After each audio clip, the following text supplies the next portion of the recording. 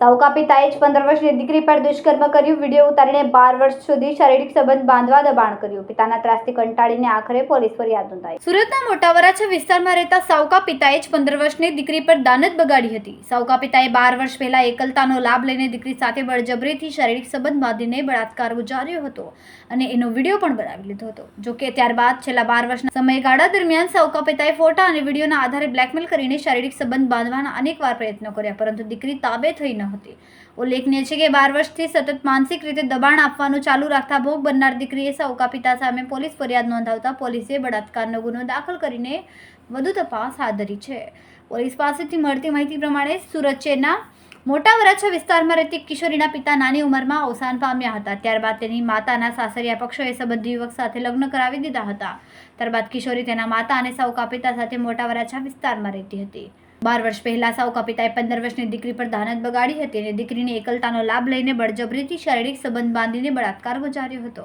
આ સમયે સાવકા પિતાએ શારીરિક સંબંધ બાંધ્યા હોય એવા ફોટો અને વિડીયો પણ ઉતાર્યા. સાવકા પિતાએ છેલ્લા 12 વર્ષથી વિડીયો વાયરલ કરીને તેને બદનામ કરવાની ધમકી આપીને માનસિક રીતે હેરાન પરેશાન કરવાનું ચાલુ રાખ્યું, જેથી આખરે પિતાના ત્રાસથી કંટાળીને દીકરીએ કાપોદ્રા પોલીસ સ્ટેશનમાં ફરિયાદ નોંધાવી અને જેને લઈને પોલીસે સાવકા પિતા સામે બળાત્કારનો ગુનો દાખલ કરીને पोक्सो की कलम लगावामां आवी है.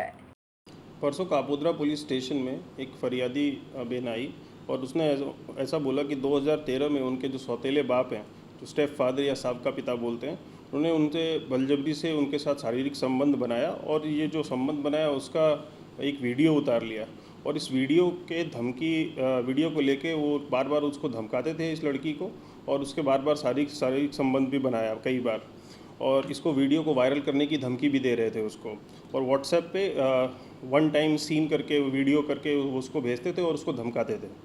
तो इस मामले में काफ़ी गंभीरता था और इस मामले को गंभीरता को समझते हुए हमने तुरंत ही आईपीसी, पॉक्सो एक्ट और आईटी एक्ट के तहत इसमें तुरंत फरियाद दाखिल की और पीआई सोलंकी और पीएसआई वाघेला ने इस पर तुरंत टीम बनाई और रात को ही हमें पता चला टेक्निकल वर्कआउट करके कि राजस्थान में जो इसका सौतेला बाप है वहाँ पे राजस्थान में अभी ये प्रेजेंटली है. तो रातों रात हमने वहाँ पे टीम भेजी और विद इन 12 आवर्स हमने इसको राजस्थान से पकड़ के हम यहाँ पे ले आए और आगे कार्रवाई हम इसमें कर रहे हैं.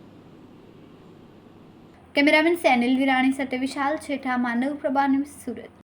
અમારા વિડિયોની નવી અપડેટ મેળવવા માટે સબસ્ક્રાઇબ કરો માનવ પ્રભા ન્યૂઝ ચેનલને. બેલ આઇકન ક્લિક કરો લેટેસ્ટ વિડિયો સૌથી પહેલા મેળવવા માટે.